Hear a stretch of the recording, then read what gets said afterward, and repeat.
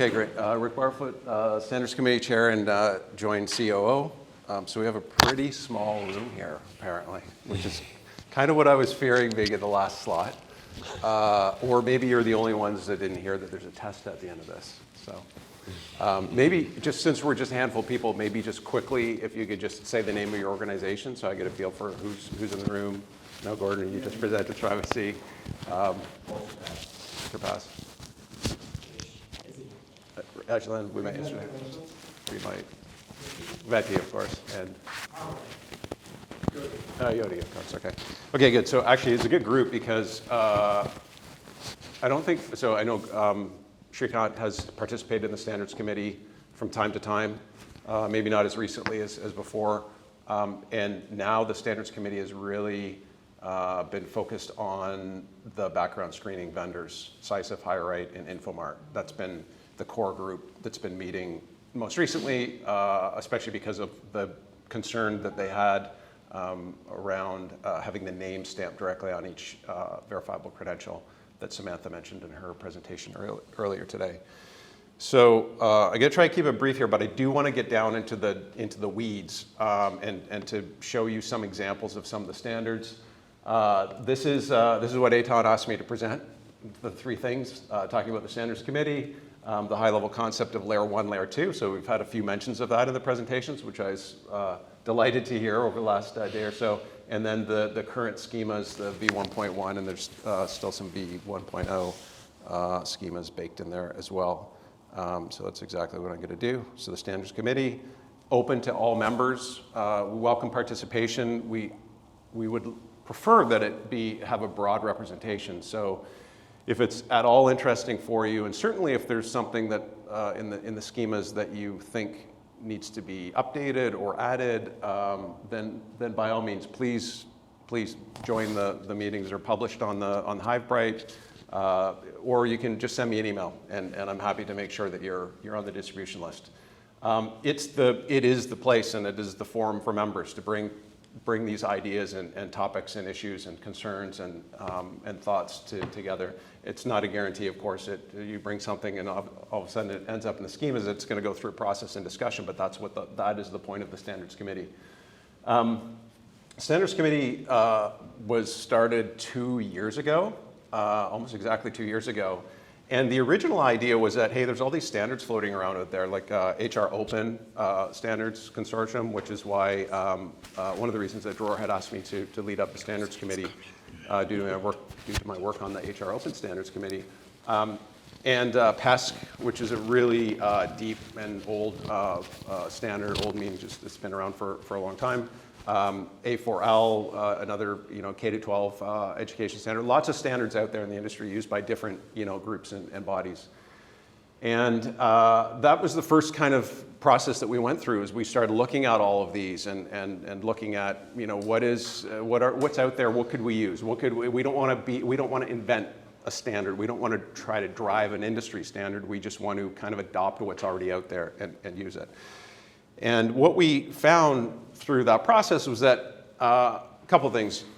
One is that those standards that are out there are heavily used, and a lot of stakeholders have a deep investment in them, especially when you look at edtech platforms and being invested in PESC or being invested in the A4L standards, but also with some HR technology platforms being heavily invested in the HR Open standards as well. At the same time, early on, there was a really lightweight set of schemas that I think, Andres, you kind of admitted early on, you kind of just slapped it together because it needed something, right? Something to develop against and something that could be put out there. But the more I looked at it, the more I thought, hey, this is actually like a pretty good starting point, right? Like what we have there, it's nice and light. It kind of covers all the bases. It doesn't go as deep as almost certainly any of those other standards that I mentioned, understandably, because they were kind of put together in haste. Ultimately, we kind of, as a committee, had to think about that back and forth a little bit, lots of discussions. And then what we came up with, ultimately, based on lots of discussions, and I give Andres a lot of credit for this because in my recollection, you kind of just went away and then all of a sudden appeared with the layer 1, layer 2. And it's one of those things, it's one of those innovations, like many, I guess, that in retrospect, it looks so obvious, right? Like it's okay, layer 1, layer 2, well, why didn't we think of that, a year before? But it was the process that we had to go through to get to that point. So what is layer 1, layer 2? So layer 1, what we call layer 1, or the interoperability layer, is effectively like you can think of it as the minimum layer, the minimum set of data that you would need to provide in order to be compensated, right? If you're an issuer, you want to get credits for issuing a credential, well, you need to have a layer 1, right? Because that's the schema that's effectively the specification of the velocity network. Now, is it a standard? No, not really. It's just if you want to interact with the velocity network and get paid for doing that or get compensated for that, you need to have layer 1. In 10 years from now, when there are hundreds of or thousands of issuers, maybe tens of thousands of issuers or hundreds of thousands of issuers, and they're all using this thing, is it a standard? Well, we can have that debate in 10 years from now. So maybe it becomes a de facto standard. That was not the intention. But on the other hand, all of the members, Velocity members, had an opportunity to participate in that discussion and to have input into the schemas that we're going to have a look at here in a few minutes. Layer 2, on the other hand, is basic. I just think of layer 2 as like a container that you can kind of put anything in. Okay, so if you're heavily invested in HR open standards, or you're heavily invested in PESC or in A4L or anything, like all of the other things that we haven't even thought about or don't even know exist out there, but maybe I don't know, maybe there's a standard for like airline pilot licenses or something. Like there's so many different use cases out there that we certainly didn't have the time to go and figure out everything that was out there. So layer 2 is a container that you can put anything else in. Now the idea is that between the layer 1, I'm going to skip ahead a little bit here. The idea behind the layer 1 and the layer 2 is that you have your layer 2 kind of heavy, complex, industry-specific or vertical or horizontal specific standards schemas. Those are going to fit into your layer 2, and you're going to then map parts of it into your layer 1. Okay, so again, the layer 1 is what we need as a minimum flowing through the velocity network in order to be compensated. The layer 2 is everything else that an issuer may be interested in issuing, like if you're a university or a K-12 or whatever, you may want to provide a more richer set of data, but there may not be an obvious place to map it. And on the other hand, an inspector may or may not be interested in consuming that. And there is a mechanism, I believe there's a mechanism in the wallet credential, right, Andres, to be able to request either just a layer 1 or a layer 1 and a layer 2. And for the wallet, the holder to be able to selectively disclose what they want to disclose. So you said layer 2 can be anything, right? There's no restriction on it? No restriction. Yeah, there's no restriction, and I think that I have a slide here for layer 2. So yeah, layer 2 can really be anything. So some of the ones that I mentioned up there, I didn't mention before the IMS Global CLR, which was actually in Marty's presentation yesterday. I didn't even know that they had planned to do that, but they're implementing the layer 2, they're implementing CLR in layer 2. What's the default on the relying party when they request a credential? Is it default to layer 1 and layer 2? And then can the user just present one and not both if both are requested? I don't know. That's a great question. What was the question again? Sorry. What's the default on relying It's party? whatever you like. You just specify whichever ones you want. So If the person doesn't have them, like you should be, as part of your request, you should be asking for layer 1s because the person may not have the layer 2. Unless you're working within a specific cluster where it's guaranteed. But any person who falls outside that cluster won't have that layer 2 that you're looking for, probably. can a user only submit layer 1 even though layer 1 and layer 2 have been requested? It just depends on how you set up the request, the disclosure request.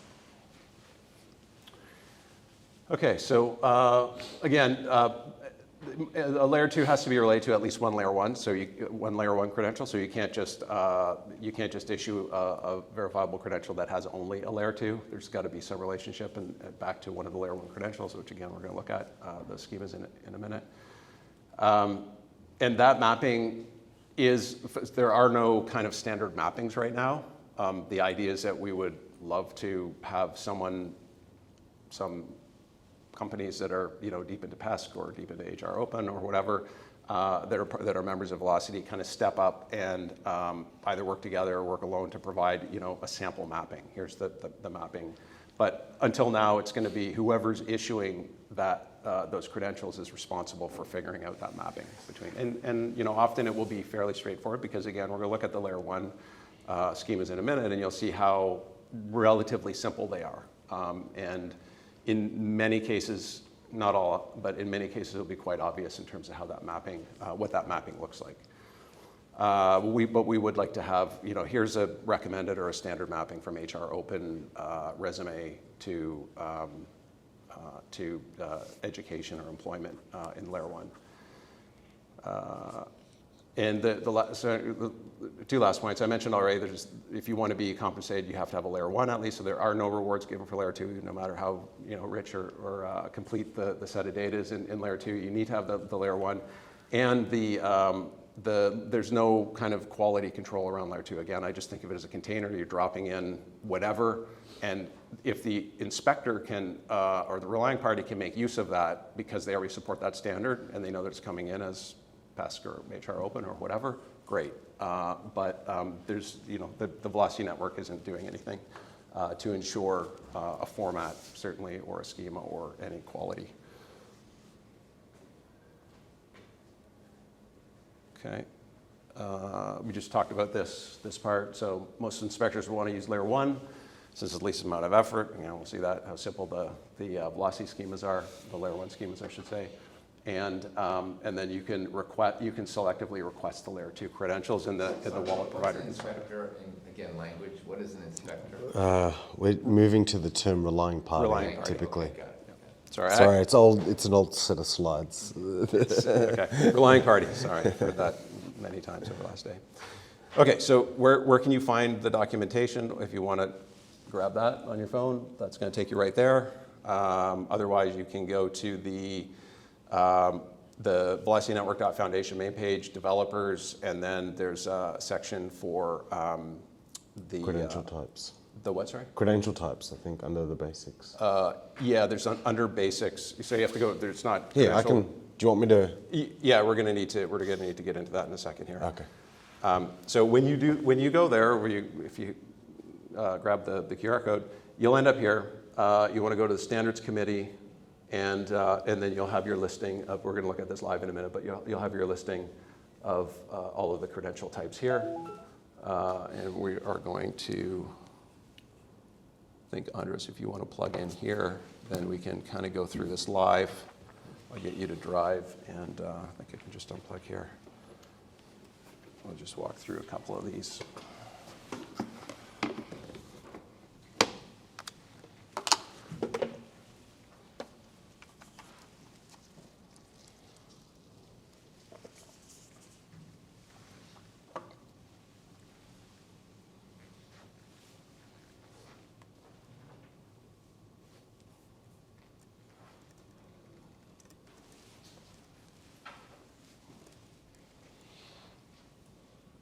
All right. May as well just start from do you want to start from the start there on the main page?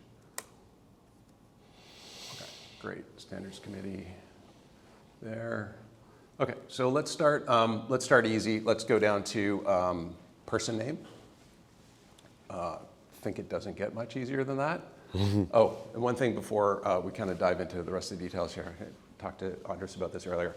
So well, I think we only have like 10 people or fewer here. So I noticed some minor issues going through the documentation. I would like the documentation to be perfect. So I'm offering a bug bounty afterwards if you go through, find anything wrong with any of these, any of the documentation here, any inconsistencies between what's defined in the example or things that are missing or anything. Send me an email and I will buy you a coffee.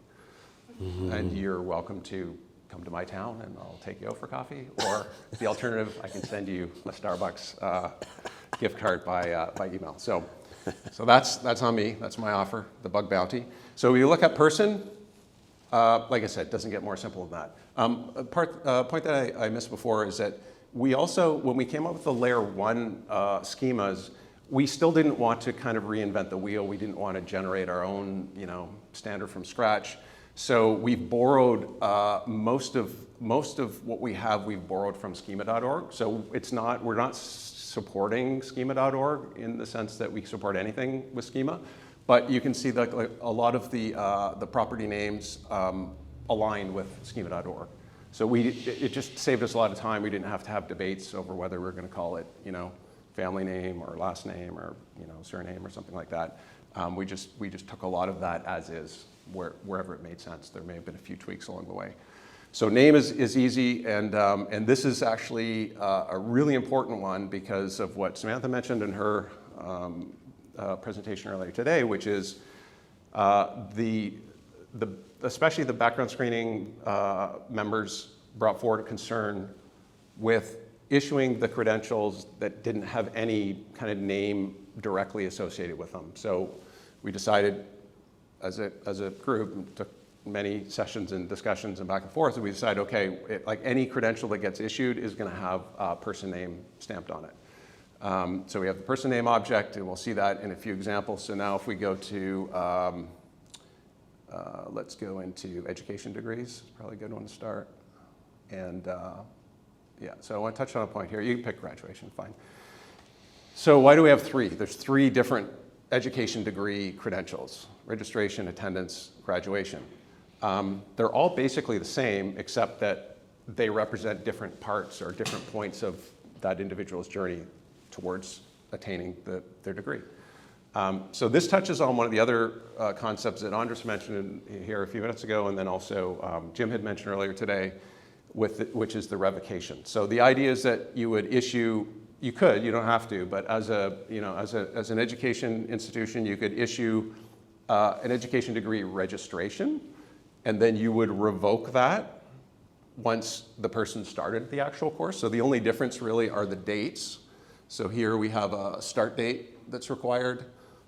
There's no requirement on the end date because, well, the person's just attending. We don't know when they're going to finish necessarily. Maybe there's a goal or a target date or a planned date.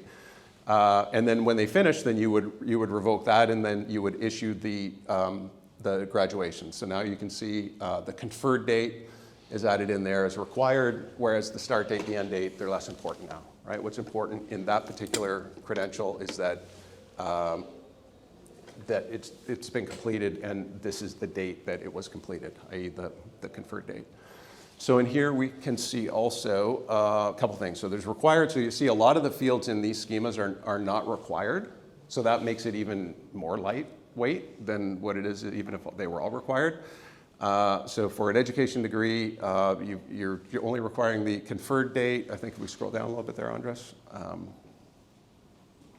we'll see the institution is required, obviously. The name of the organization is required. That might be, yeah, that's right. And then that's within the institution. Yeah, sorry, the name of the institution, and then the location of the institution, place is required as well. If we scroll down a little bit more, and then, yeah, so right here, can you just minimize that one? So you'll see that school itself is not required. So school is within institution, so it could be like a campus or a local, if you have multiple locations within that institution. School itself is not required, but as soon as you do have school, then you do get the required fields. If you expand that one, then I think we'll see the required fields there. Then all of a sudden you have to have the name and you have to have the place. Right? But overall, you don't need that object. So that's how you can kind of navigate through this to figure out, what is required, what's kind of the minimum set of properties or fields that you would need to include in a credential, and the idea of the revocation. If we look at employment roles, so we'll go into employment, same idea. There's just 2 of them there. So you hire a new employee, or you want to issue a credential for a new employee. They have a start date, which you'll see in a minute here. There's a start date, but we're not going to see the an end date because they're current. So we have start date required, again, kind of legal employer, and within that there's name, you have a required role. It's really kind of the minimum set of data to make this verifiable credential meaningful and valuable and rewardable in the sense of providing credits to the issuer. Okay, what else? Yeah, I didn't point it out. We've got the example on the side here. So that's what it actually looks like in JSON. Pretty straightforward and easy to read. And then if we look at the employment past, again, you would, if an employee leaves, then you would revoke that employment current credential, and then you would issue an employment past with the end date now required as well. Does that make sense? So this might be a wallet question. Can you have a current and a past from the same employer in the wallet at the same time? Sure. Yeah. Okay. And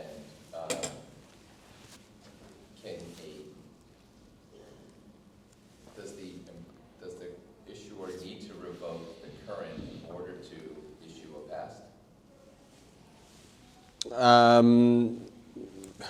It's not enforced Okay. in that way, but It's probably best practice Yeah. at least, right? Otherwise, the- it's it'll Just telling you it's a rabbit hole if you start doing it. It's a rabbit hole. to require. Yeah. Okay. Okay, what else do we have here? We've got employment, we've got education. If we go up to courses, courses kind of like, courses, if we start with, again, the same idea, we've got registration, attendance, and completion. So you start, and again, you know, there's nothing that forces any issuer from going through all of those three things sequentially either, right? Because it could be that you're issuing a degree that's already been attained, of course, right? This is just thinking to put a little bit of future proofing in here, thinking ahead to, hey, this could be used to not just issue something that's been already, you know, a degree that's already been conferred, but it could also be used for a course that someone's attending or you know, a degree that someone's working towards. So same idea here, start with you can start with the registration attendance, or just if you skip to the course completion, then we'll see a bunch of the details in here. Now we're getting a little bit more fine-grained in terms of, you know, things like course duration, which, you know, we don't see under the education.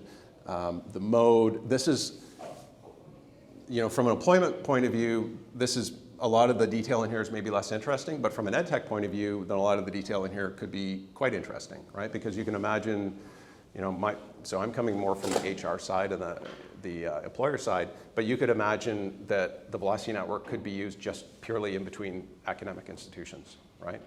You know, from maybe a high school to a post-secondary, or between post-secondaries, right? Being able to transfer all of that detail. This is also important for continuing education programs, which are Yep. certificate courses. Yep, absolutely. Continuing education for what purpose? Sorry, for Many jobs, right, require continuing education, but like most licenses and certifications require some sort of continuing education. right, and being able to track down that level of detail. Because if you need a certain number of hours or have to spend a certain number of hours on something. And one thing I also wanted to point out on the course completion is the alignment. I don't know if we have an example here. We might have to go back a step, actually. So alignment is where, if we scroll down, we might see, no, let's go back to, let's go back to education. oh, it's there. Degrees, graduation. And yeah, There's so here's an an example of what Deb was presenting yesterday with the credential engine and the credential registry. So under the alignment, so you'll notice two things. So one, there's this alignment object which explains in plain English what it is. So Bachelor of Science in Nursing, RN to BSN, and has the target URL. Can you pull up that URL actually, just for fun? No, it's good. It's good. I tested it before. So this is actually now pointing at, again, remember Deb's session from yesterday if you saw it. This is pointing at the credential registry that's going to show all of the details of that particular credential for anyone who might be interested to, you know, relying party who may be interested to look at the details. So this is actually what it looks like on the credential engine registry.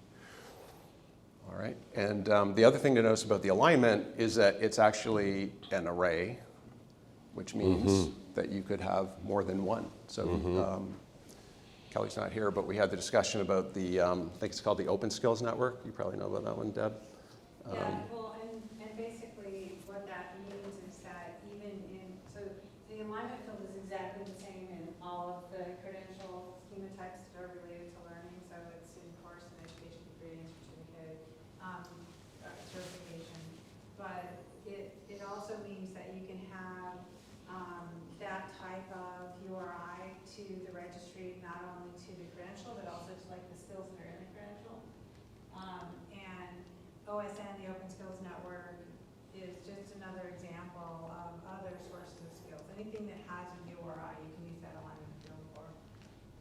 Right. So this is really like this is on the issuer to include one or more of these or more of the detail pointing directly, down to the lowest level.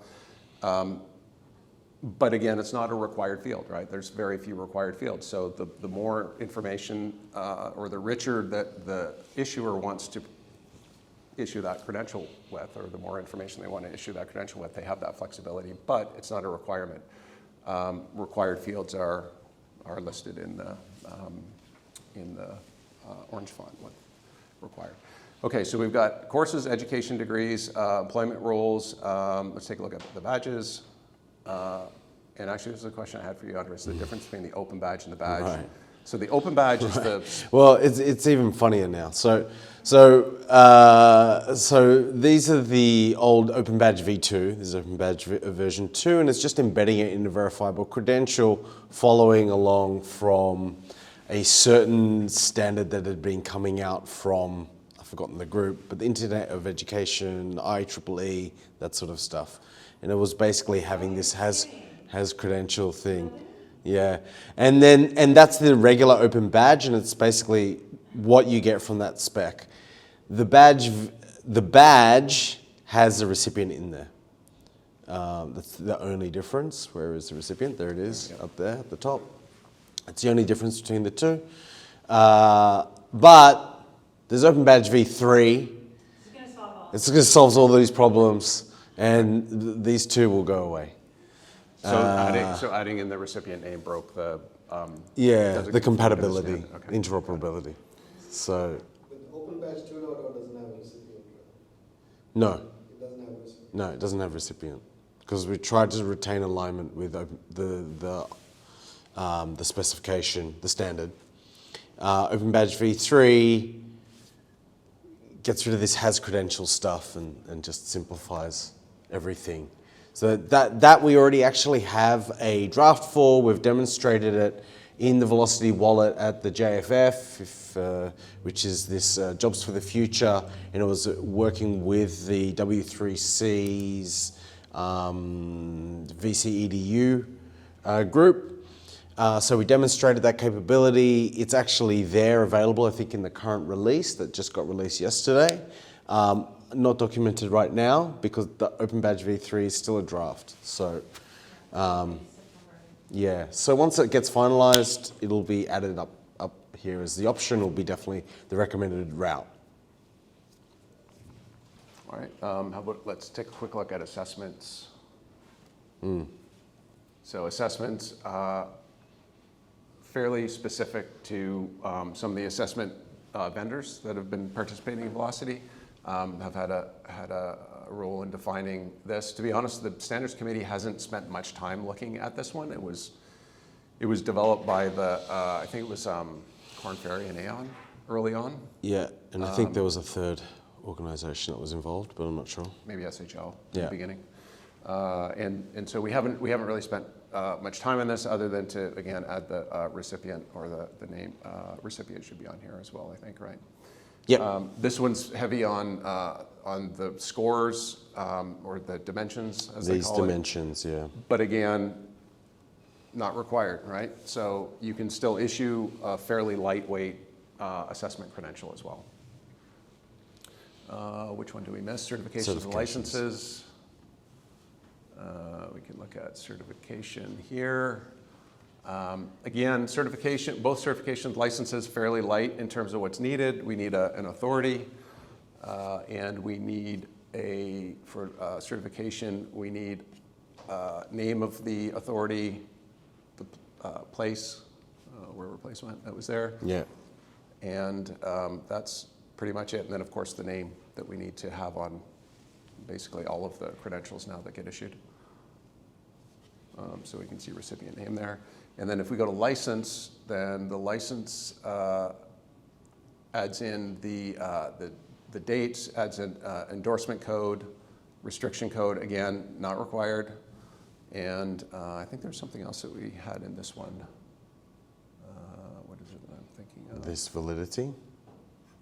Validity, yeah, validity is where the validity incorporates all of the dates. So again, none of them are actually required. So it can be used flexibly depending on the context of it. If maybe there is no end date, maybe it's something that's valid forever, maybe it's something that has a start date, a validity, and an end date. It's very flexible. So I think that's most of them. There's ID document also, but I think we have to jump down to 1.0 for ID document. Yeah, that's right. So if we look at ID document, there we go. Okay, so we've got, so that's something to point out is that there's the V1.1 is kind of the latest, and really the only change from V1.0 to V1.1 was the addition of the name to all of to each of the credentials. So that was kind of the big outcome of the discussions that we've been having with within the committee. And so there's still some of them, and you can see this on the previous page. I won't make you go back to that, Andres, but on the previous page where you kind of see the summary of all the different credentials, some of them will just still say V1.0 because there was no change to them. So you have to be aware some of them you have to jump back down into V1.0. ID document, this is generic ID, and then we came up with some specific ones. So these were, for whatever reason, these were the 4 or 5 that we came up with. So they're all basically the same in terms of what's in them and what's even required. There's a little bit of difference between what's required for each one. But we decided as a committee that we should have specific types of ID documents. So we've got driver's license, national ID card, passport, proof of age, and residence permit. Resident permit. Again, they're all, if you go in and look, you'll see they're almost all identical in terms of what's in there. And Madhu showed me last night on his Velocity wallet 2 driver's licenses, because you have one in 2 different jurisdictions, which is awesome. So Yoti is already verifying driver's licenses and writing those to the Velocity blockchain. I think that's all I wanted to cover here. Really just wanted to get everyone comfortable with being able to go in, navigate around. Again, bug bounties out there. If you find any problems with the documentation, let me know. I'll buy you a coffee. And that's pretty much it. Any questions? Yep.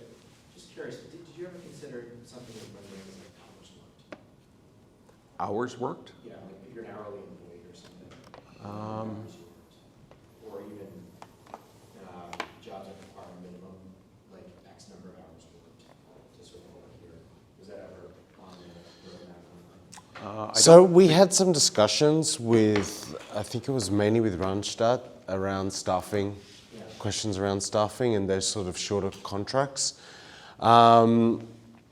It's still a bit of an open issue what to do around those because it's a lot of credentials. And then it kind of snowballs into what we do with rewards as a result. And so that's why it's kind of an open issue. One, we're really happy to continue that discussion. Just, we'll definitely would love to have it discussed within standards. Yeah, please bring it to the standards committee for sure. Or send it to me, I'll make sure it gets on the agenda.